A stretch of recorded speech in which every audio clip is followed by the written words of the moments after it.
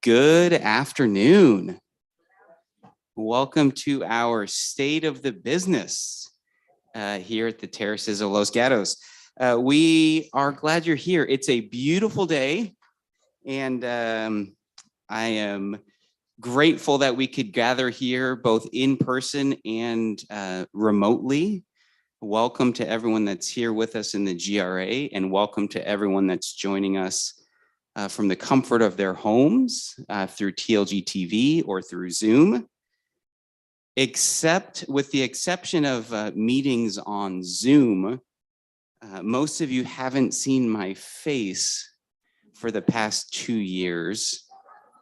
Some of you may think that's a good thing, but I am very glad that our community's infection preventionist has given us clearance to, while presenting, to remove our masks as long as those that are presenting are fully vaccinated and 6 feet away from everybody else. So take note for those that will be presenting.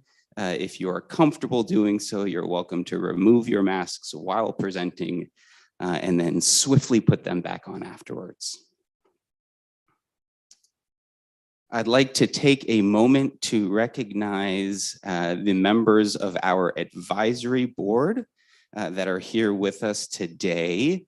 Our advisory board chair, Pam Bancroft, and the rest of the advisory board members that are here, if you wouldn't mind standing so that we could recognize you.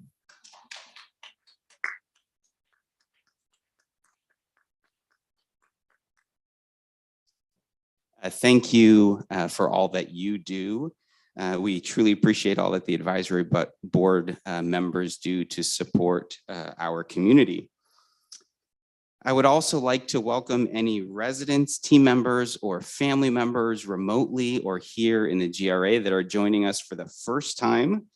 Thank you for being a part of this very special community. We're very glad that you're here, and hope you know that you are welcome to join us every month for the State of the Business, which is always held, sometimes with an exception, but almost always held on the first Thursday of every month at 3:30 p.m. All right, we've got sort of a packed agenda, so we will get on with it. First, we have the opportunity to hear from one of our community advisory board members, Eric Eberly. Eric is a very important part of the Terraces of Los Gatos, as well as the greater Los Gatos and Montessorino communities. So we look forward to taking a few minutes to get to know Eric a little bit better.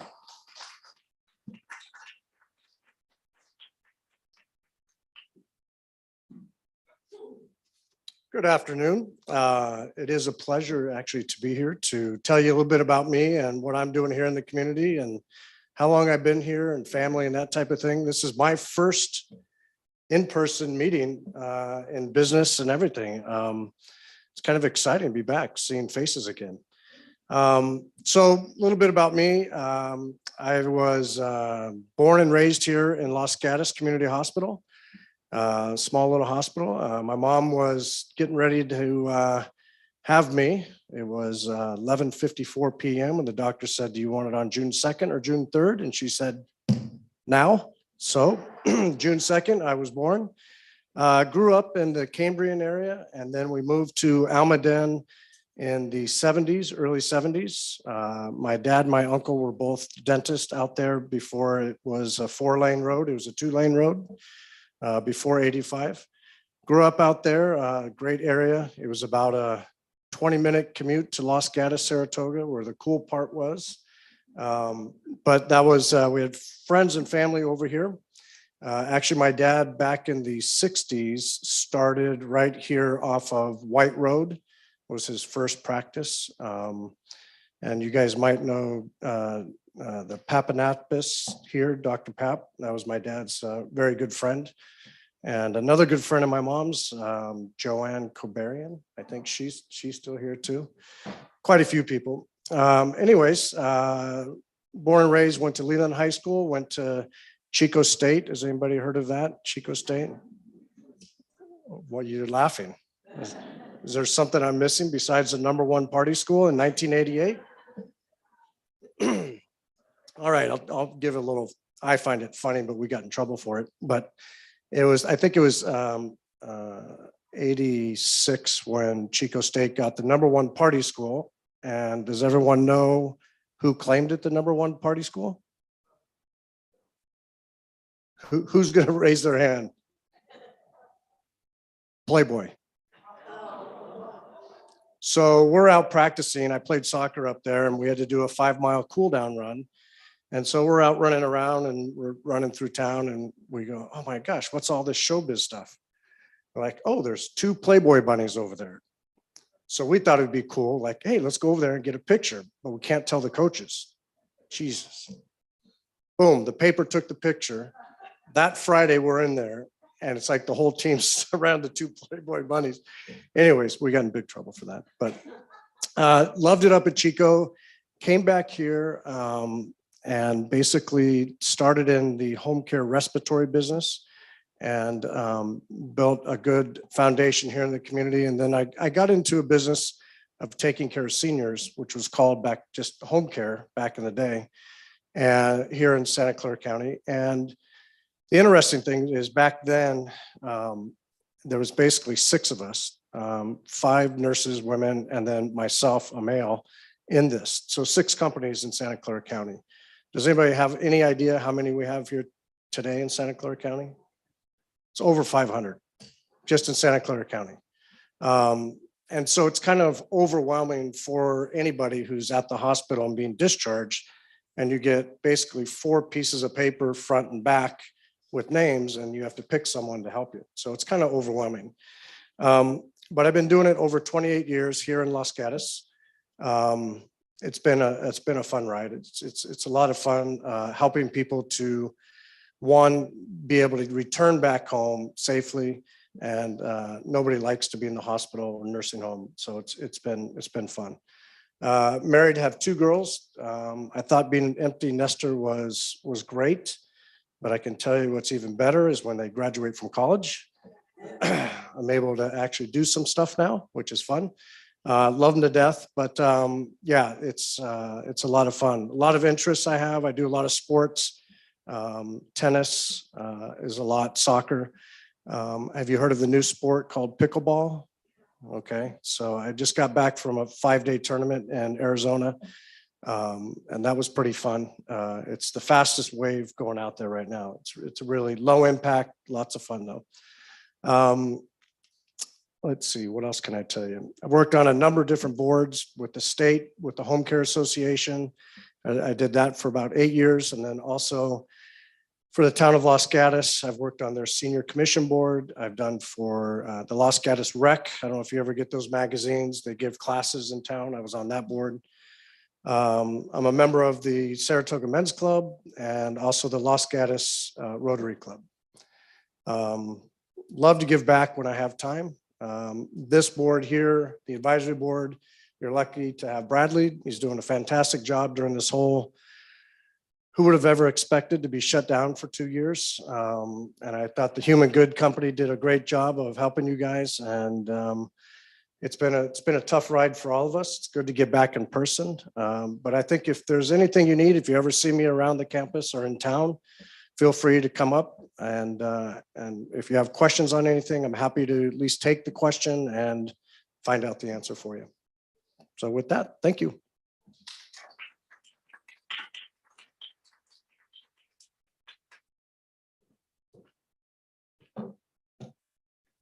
Thank you, Eric, for that report, and thank you for all that you do for our community and for our greater community. One thing that stood out to me is, I believe you mentioned you took a 5-mile cool down run, not just a 5-mile run, but that was the cool down. Impressive.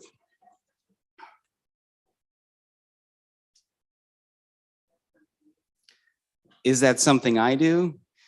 Oh, I mean, it's usually like 7 or 8 miles, but 5 is all right. No, I wish. All right. Well, again, thank you, Eric. As we typically do as well in our State of the Business meetings, we like to recognize one of the resident committees that play such important roles here at the Terraces of Los Gatos. And we have the privilege today of taking a few minutes to hear about and to hear from one of our hardest working committees here at the community, and that is the TLG Foundation Committee. So without further ado, I'll turn the time over to Judy, who will give us, she'll take over from here for a little while.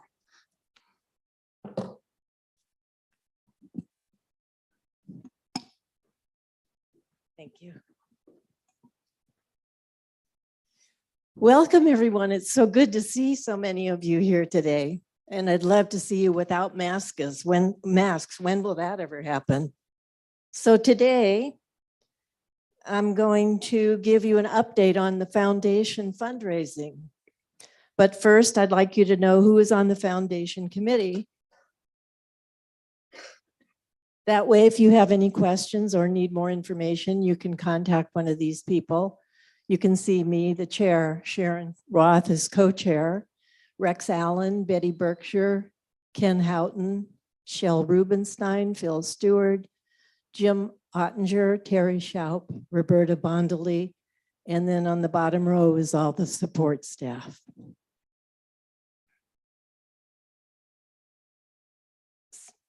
Terry Schaup, who is on our committee, will give you a little overview of our fundraiser.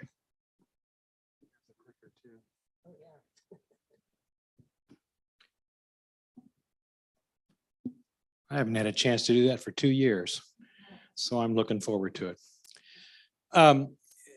You have heard me say this before, but just to remind you, the reason we have a benevolence fund here at the Terraces is in case somebody, due to no fault of their own, has run out of their resources.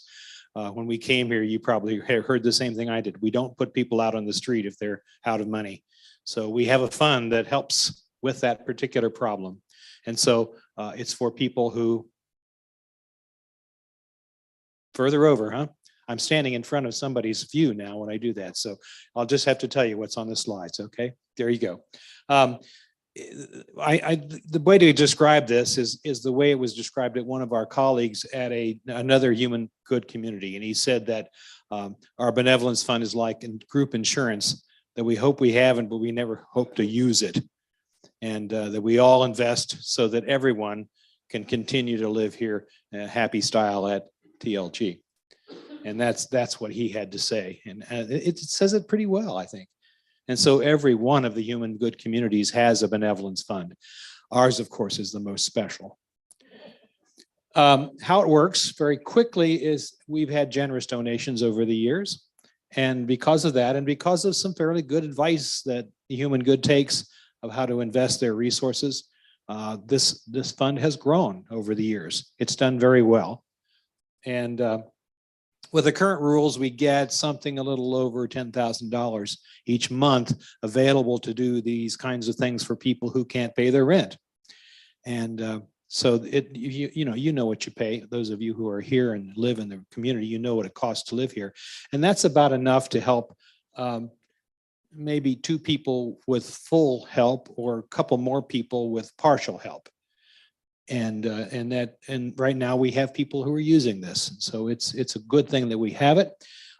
As you know, the cost for assisted living and memory care is more than independent living. And so we could do less people with the money that we have. I can give you more details on how that is determined, but it's an interest rate on the endowment itself. You'll hear more about the endowment in a minute. But as the economy changes, is it changing? Yeah. It's hard to predict the future. I have enough trouble predicting the past, but I'm better at that than I am at predicting the future. But there may be not enough money available for the days ahead if, in fact, people are living longer, as they are, because of the great care we get here. So you might ask, well, what happens if we don't have enough money from this fund? And the answer is fairly simple. First of all, the money comes from the endowment, the money that we're allowed to use. It comes from the earnings on the endowment. And then any shortfalls that need to be made up can be done either from money that was set aside in a previous year that we didn't use, or from Bradley's budget. Now, the truth is, neither one of those remedies is a very good choice. I likened it into a farmer eating his seed corn. You really don't want to do that if you don't have to. And so that's the reason that so many of us on the foundation board are so concerned about making sure that our endowment is large enough to meet our needs. The truth is, we're better off than most of the other human good communities in meeting our need, but we're trying to not dip into the corpus and not dip into Bradley's budget. So the human good has put on some things to try to incentivize people to give. And there is a legacy gift or a legacy gift match that is going on between now and June 30th. And not surprising, the capital campaign that we're in ends on June 30th. So we're trying to link it up with that. It's a match that will contribute up to 20% of the gifts that come in and up to $50,000. So it's a way to help grow that endowment. And we have some people who've already taken advantage of it, but there is still opportunity. So for more details about what constitutes a legacy gift, or if you'd like to look into that, we can certainly find information for you. I'm going to turn the microphone back to Judy because she's going to tell you some very good news.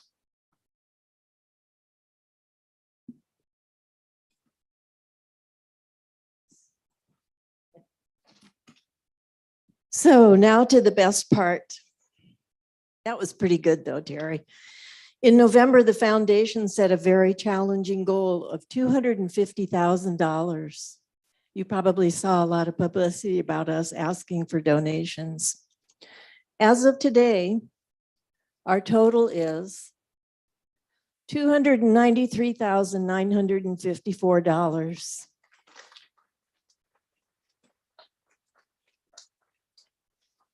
$132 donors. As you can see, we blasted right through our goal. Wouldn't it be wonderful if we could blast through 300,000? And we're not far from that. So if you can help us do that, that would be wonderful. There's the Legacy Challenge.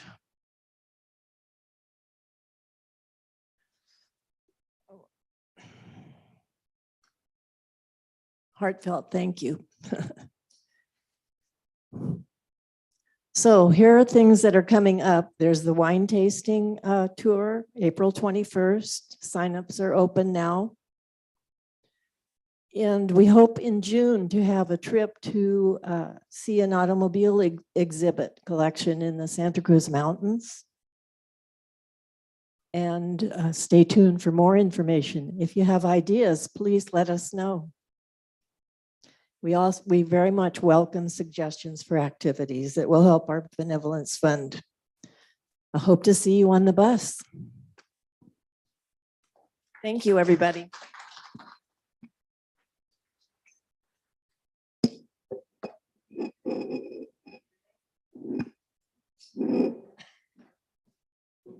Yes, the money we have we have raised is that include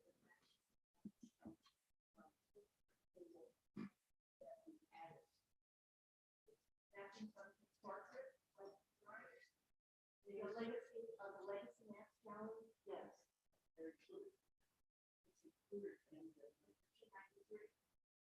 I won't like that. So the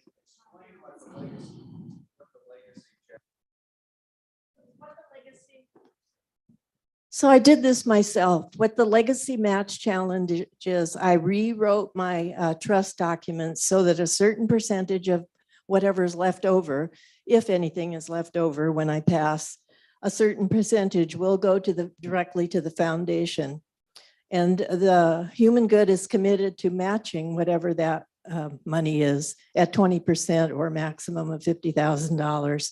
And that money cannot be taken away or withdrawn from the foundation. So it's like a guarantee in that bucket. That ends June 30th, as well as our fundraising drive.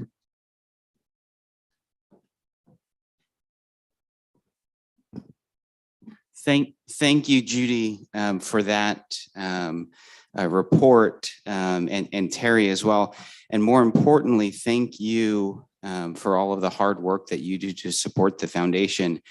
It was, I don't even remember now, but Judy, probably you remember to the day, several years ago now, when Judy was approached about being our foundation committee chair. And I think maybe somewhat reluctantly she agreed. And I don't know if she really had any idea what she was getting herself into. If she had known, she probably wouldn't have agreed. But I can say that you have done a remarkable job, and we appreciate you and all of the foundation committee members. If it's okay, I'd like actually all of the foundation committee members that are present, if you're able and comfortable to do so, to stand so that we can recognize each of you.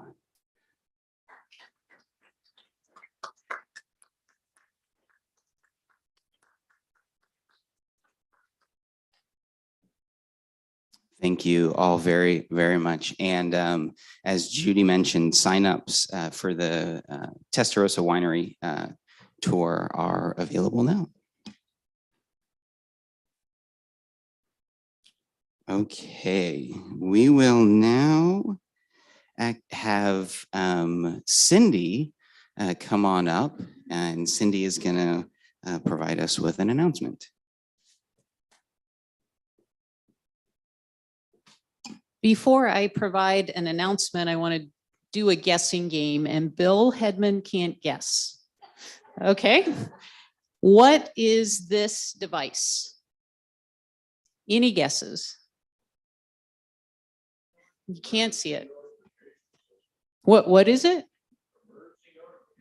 That's a great guess, but it's not. So this is actually called a Zenimal. A Zenimal, and what it is, it's a device for doing guided meditations. And one of the things that I've found since I've been here is that there are some residents who want to learn more about meditation and using that to center themselves and to find calm and peace. But they may not find calm and peace by having a meditation app on an iPhone.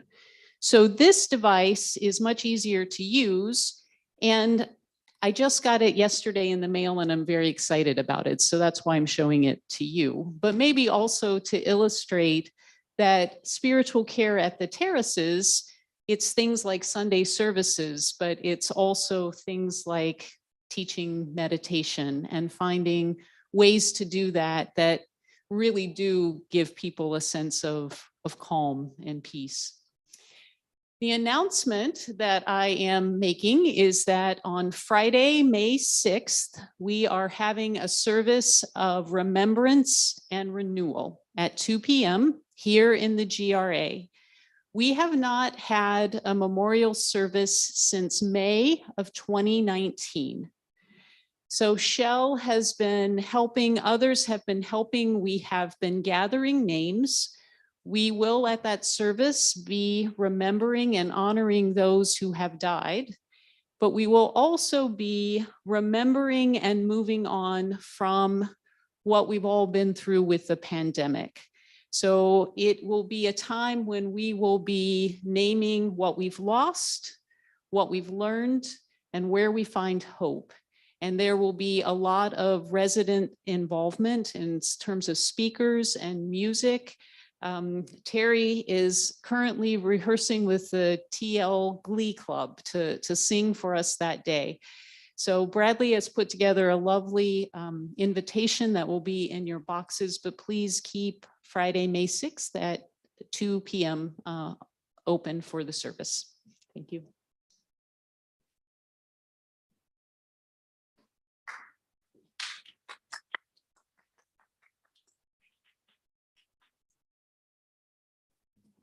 Thank you, Cindy, for that announcement. And thank you to Cindy and all of the residents that are involved in planning this service that'll take place again on May 6th. I am really looking forward to it, and I think it'll be a very special afternoon together. So hope everyone can make it. As Cindy said, it'll be here in the GRA, but we'll also have overflow seating available if it's needed in the Galleria and also in the lodge dining room. So there will be plenty of space for all. Okay, now have a few others that'll be coming up to provide some reports and announcements. And then I'll have a few words before we close. So first, I'm going to turn the time over to Christy McKinney, our HR director. After Christy, we're going to hear from Gina Armanini, who's the regional director of dining operations, who's here with us today. After Gina, we will get a report from Vincent, our director of buildings and grounds, and then I will wrap it up after that. So Christy, take it away.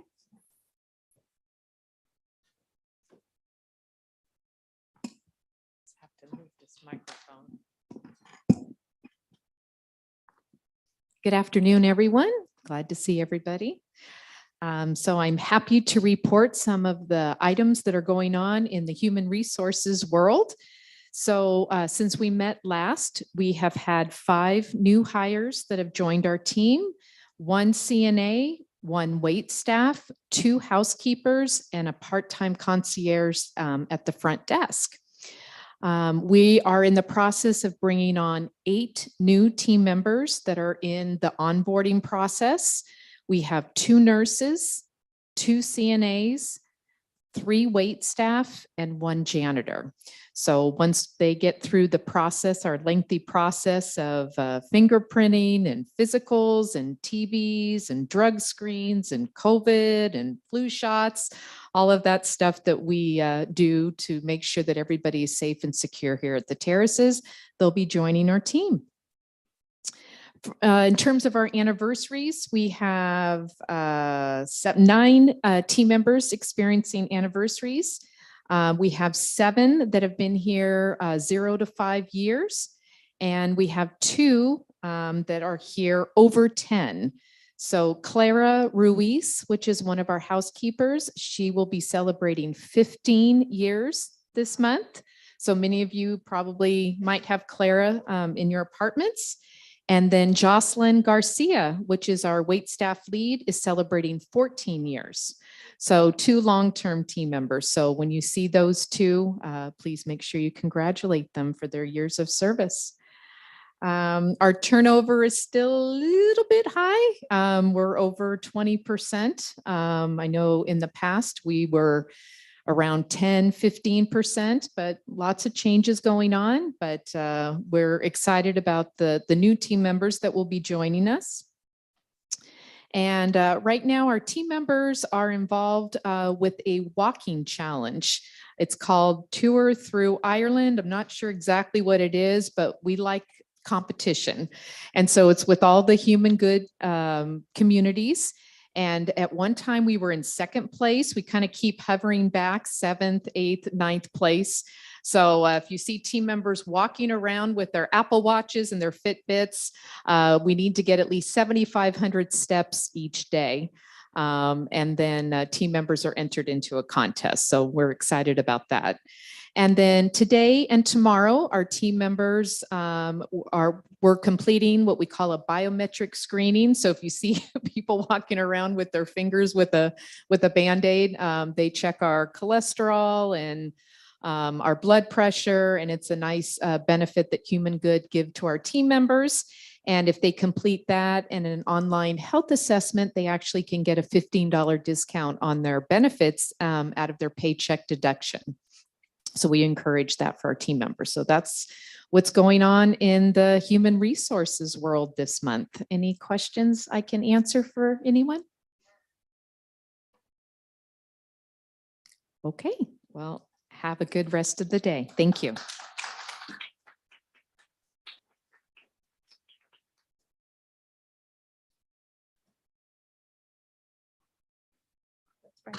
Hi, everybody. Some of you may know me, some of you may not. I'm the Regional Director of Operations for Dining Services, Gina. I'm here frequently, but I've been on a leave. So those of you that haven't seen me, that is why. I don't usually talk at the state of the business, but I wanted to be here because we've gone through a lot of change in the department and more to come. So I wanted to be able to tell you what I have planned for interim coverage as well as answer any questions. So, and I spoke to Jerry just recently. He's doing well. It was a crazy, crazy move if he hasn't been in contact with any of you to India, but he's very happy and they're getting settled with his wife's family. You found out the other day that Glenn, our executive chef, has decided to move to another sector within Compass. That was a personal decision. I'm sure that those of you that have spoken to him know that it was not because of anything that happened here or the position here. He really did love it. It was for his own personal and career growth. And I can't be anything but happy for him. In the interim, though, as you all know and saw the announcement, we have a new dining GM hired. His name is Khalil Al-Sadi. The team has met him and are very excited for his arrival on the 25th of this month. He will be on property. He starts a little bit before that, but we're doing some training with him and I will be with him his first week. In the meantime, I have another of our reserve GMs coming to support the team. He will be arriving on Monday and his name is Switch. It's spelled Switch, but it's Switch. And he was up at Judson Park for a number of months. So he's really familiar with Human Good. He actually was here back when Patty was here too, to support her. So he's very familiar with the community. He hasn't seen our nice remodel, but he'll be here to support until Khalil comes on and then continue for a couple more weeks to help train him and get him adjusted. On the chef front, we have two very strong sous chefs in our kitchen already, but I will be sending over another support chef later next week, though Glenn has committed to come and support the team several days next week, and he will be here on Easter Sunday to make sure that that goes well. Chef Gina Palmacci will be here intermittently during that time, supporting the team with menus, although Glenn has left them set up very well for at least the next month with menus and specials and whatnot. I've interviewed a number of candidates so far, but nobody I'm ready to present, but we are actively advertising and recruiting to find the right chef to replace Glenn, which we know it won't be easy. Are there any questions? Yes.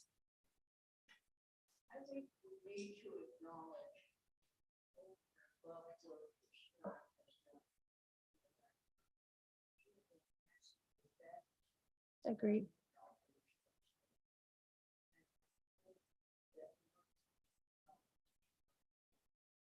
Yes, yes, indeed. And I agree. She has been sure. She wanted to be assured that Sherry, who has been working so hard in light of our staffing shortages, I mean, we've had in all the departments, and with the absence of Jerry to step in and step up. And she has done a phenomenal job, and yes, much appreciated. And we do show it. Yes. And rewarded, yes. And I've received some letters and comments from you, the residents too, which is really nice. So thank you. Anyone else? Well, thank you for your time. When you see me in the hall, if you have another question, just please stop me. I'm here this afternoon and I'll be back next week and for the next several weeks. So I hope to see you in the dining room. Yes, Ms. Shaw.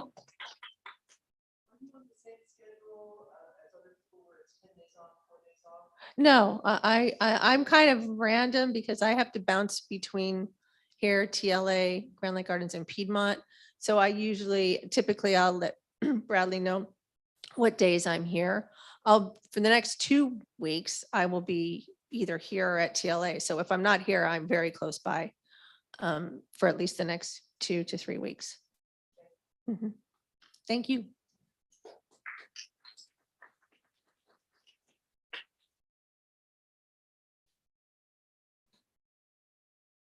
All right, afternoon, everyone. Updates from buildings and grounds. Let's go ahead and get some unfortunate news out of the way. Some of you may have already heard. We've had a resignation within the Buildings and Grounds Department. Longtime member, 8 years, Adrian Gonzalez has resigned. It's sad to say, but Adrian has found other opportunities to better financially support him and his family. If you weren't aware, he has a wife and 2 wonderful children. So he's found a new opportunity, having new changes, and we wish the best for him. We are actively searching for a new person, and we hope to have that completed very soon. In the meantime, I also wanted to bring to your attention that in housekeeping, Deanna Ontiveros, our housekeeping supervisor, she will be taking a vacation for the entire month of April. So during this time, please continue to put requests for housekeeping services through WorksHub, notify the receptionist, or you can send me an email or through TLG Connect. But I'll be managing her department while she's away as well. Positive note though, some fun things coming up. We're working on annual window washing. So yeah. So Riley and I are just reviewing a few different quotes from different vendors out there, get the best price, competitive bid. I hope to have this completed probably mid to late May. So you should have a schedule and here's some more information and updates from that. Should be exciting. I'm working to hopefully also do our annual apartment inspections during this time as it's most convenient for us. But we'll see how things work out during that time. Something else I'm currently working on is with Presbyterian Church next door to us, looking at doing a parking lot reseal and stripe. So it's time once again to reseal that parking lot, get things striped, and meet the needs for them. I'm also looking at possibly doing a new fence and barrier to get rid of that chain that's going down the driveway there. They weren't too pleased with that. So updates to come soon, and if there are any other questions, I'd be happy to answer them. Yes. Carpet cleaning. Again, yeah, please go ahead and submit a work request and WorksHub, and then I'll address that to you, and I'll schedule either outside service or we'll do it internally depending on their situation. Yes, Linda.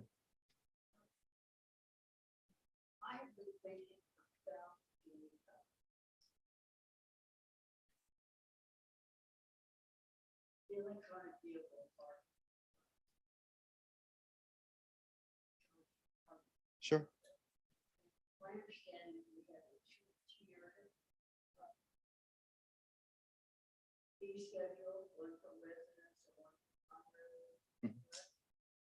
Yes.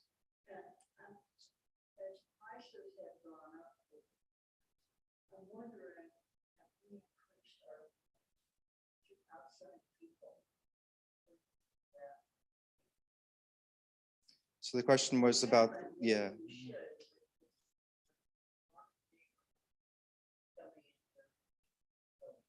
Yeah, so our electric vehicle charger and how we're pricing compared to what we charge for residents and what we charge to outside guests.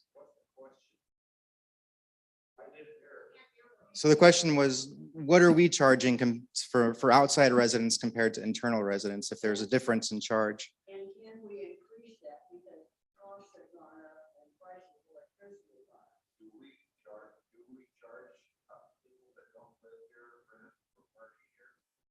Not for parking, but it's open to the public for them to use the charging station, and they have a card that gets charged. For the electric vehicle, yeah, we have the one charger out there by N building.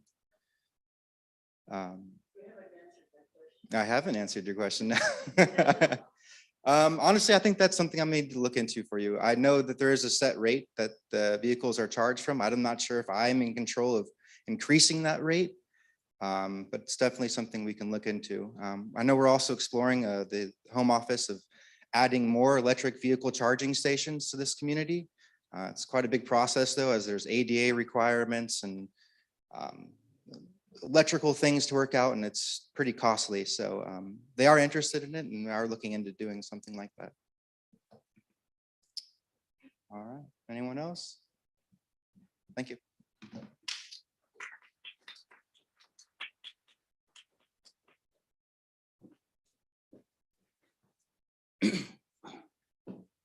Thank you, Vincent, and thank you, Gina, and thank you, Christy, for those reports. A couple of other quick announcements to make, and then we should have a few minutes for any additional questions as well. Some of you may have heard that Sangeeta, our IT administrator, she's out for pretty much the whole month of April. And so we have been working with our community support center from Human Good to make sure that all of our team member IT needs are met through our corporate IT partners. And Kendall Bonney is covering for resident IT needs. And so if you have any IT needs, continue to please either submit the requests through TLG Connect, or you can send them in by email or telephone to the IT email or telephone number, and Kendall has been staying on top of those requests. So there may be a slight delay, longer than you're used to, hopefully not, but rest assured that we have coverage for those IT needs. Coming up in a week and 2 weeks from now, we will be having an additional COVID-19 vaccination booster clinic here on site. So some of you may have seen an announcement on TLG Connect. There'll be more information in the weekly updates tomorrow with more details about the exact logistics of the clinics and what you will need to do in advance to prepare for the clinic, which is not much. There's probably a form to fill out and sign up. It is important that we have, especially our residential living residents, sign up in advance. We're working with an outside pharmacy to be able to provide the booster shots. And so we need to have an accurate count, or as accurate count as possible, to make sure that they bring enough supplies to meet the need for all of our residents. So on the 15th of, so next, not a week from tomorrow, will be the first clinic, and that will actually be dedicated to assisted living residents and memory support residents. And then the following week on Thursday, not Friday, but Thursday, will be the clinic for residential living residents. So I think it's going to be from 8 o'clock to 11 o'clock in the morning. So if you would like to get your booster shot here, keep your schedule or make time that Thursday morning, Thursday the 21st. The CDC recommendations, as I'm sure you have all heard, are for adults over the age of 50, and then others that may be immunocompromised should have an additional booster shot. It's not a requirement. None of the vaccinations have been a requirement for residents, at least, but we certainly strongly encourage all to participate who are able to do so. And again, there'll be more information tomorrow in the weekly updates. Susan. Oh, the question was if we know if it will be Pfizer or Moderna, and I'll make sure that that information is included in the weekly updates tomorrow. I believe both will be available. I'm not totally sure, but I believe that's the case. You're welcome. Any other related questions before I move on? Okay.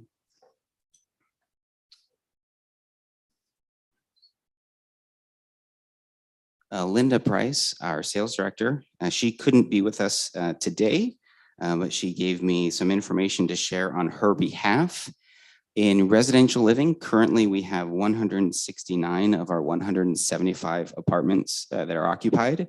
The 6 that are unoccupied currently are all under renovation at the moment. 4 of those 6 are reserved, and the remaining 2 will likely be reserved within the coming days.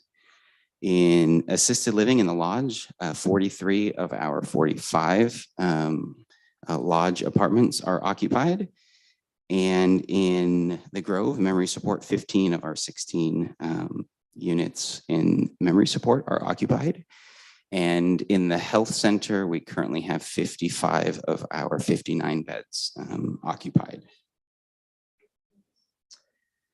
In the month of March, we've had 2 new residents move into the community. Mr. Rune Han Wang in P391, and actually technically 3 residents. Lynn and Dick Doms have moved into P290. I'm not sure if any of them are here at the moment, but if you are, if you wouldn't mind standing or waving so we can see you.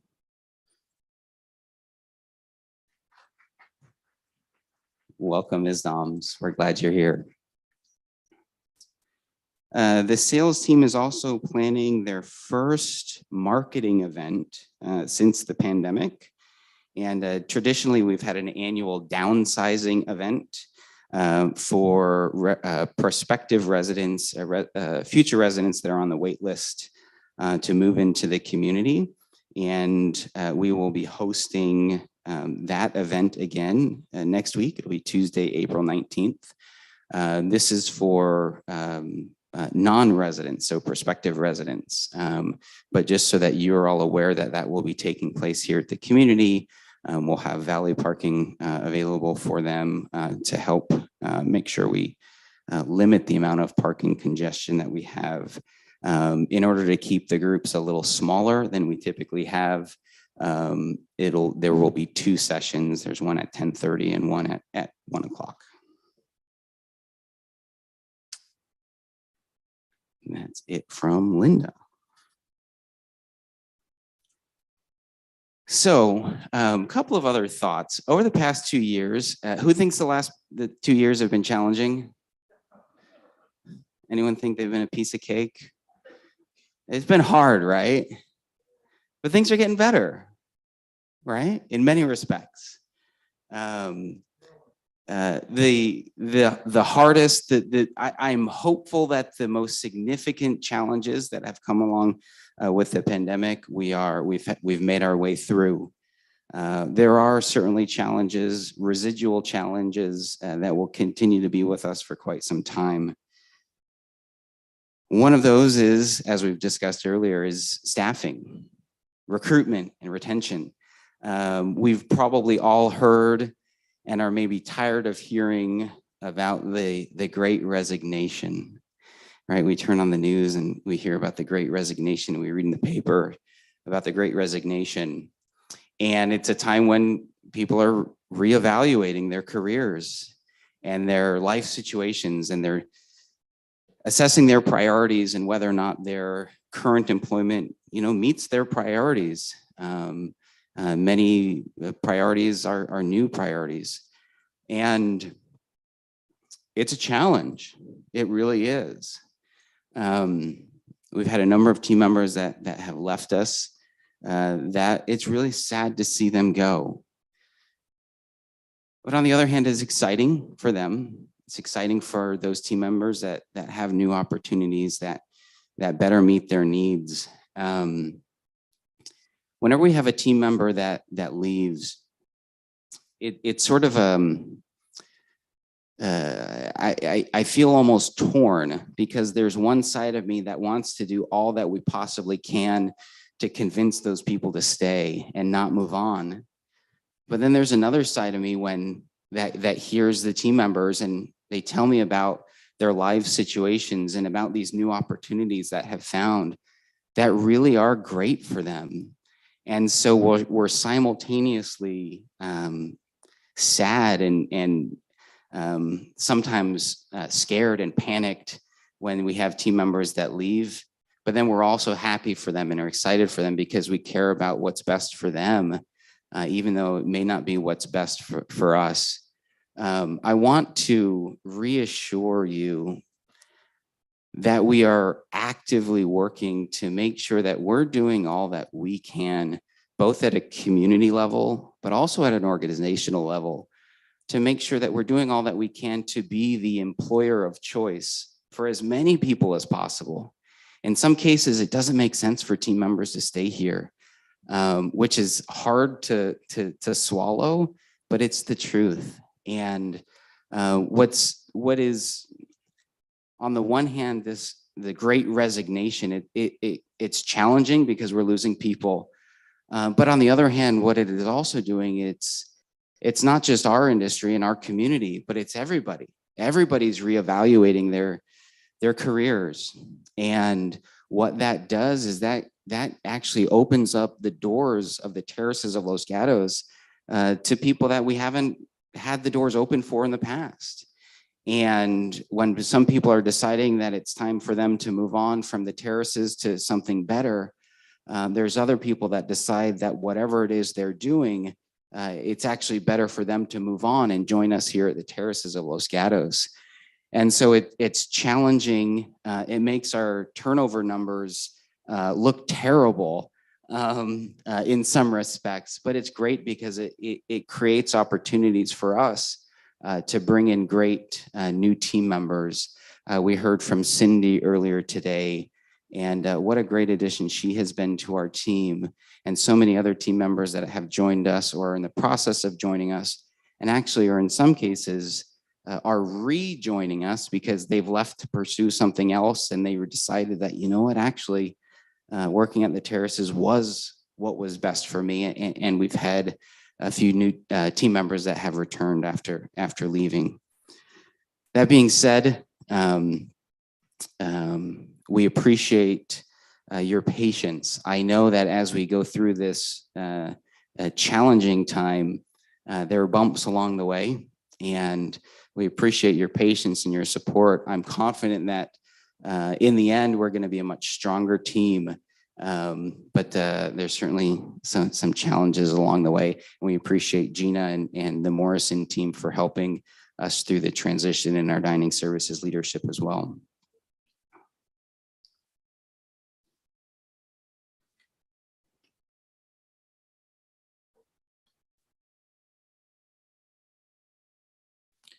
A couple of other quick announcements we have coming up. And let me just pull it up here, an egg hunt. So Dana Arango wanted to make sure that I announced it. If you have any questions about it, I can't answer them because what I'm going to read is everything that I know.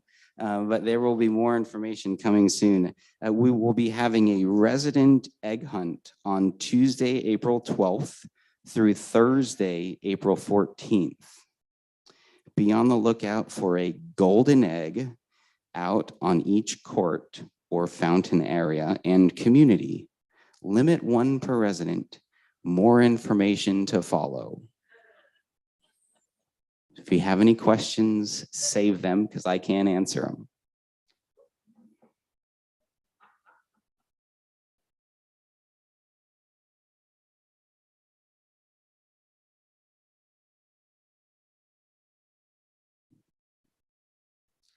Immediately following the State of the Business meeting, thanks to the TLG Foundation Committee, they have helped arrange some refreshments that are going to be directly outside in the Galleria right after this meeting. So when you're leaving the GRA and heading back home or heading over to the dining room, make sure to stop in the Galleria for some light refreshments and beverages, I believe. And that is thanks to the coordination of the foundation. So thank you for that. We've got 5 minutes and 4 seconds left for questions or comments from all of you. So if you have any questions, raise your hand or just shout them out.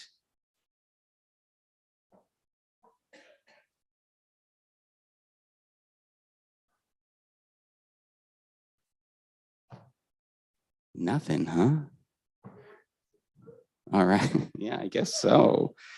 All right. Well, I think that concludes this month's State of the Business. Thank you so much for being here. And yep, the refreshments are out there. So enjoy, and we'll see you again next month.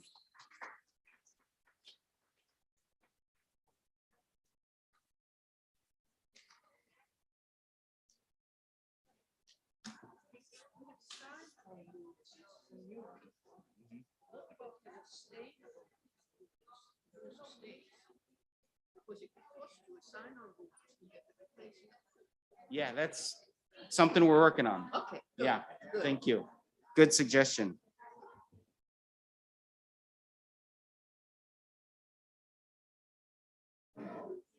Hi, Betty.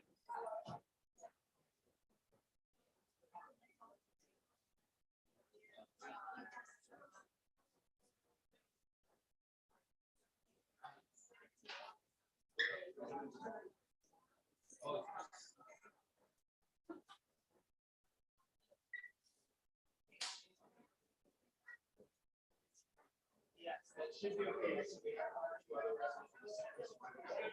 Are you, do you email? If you send an email to myself or to Cody, and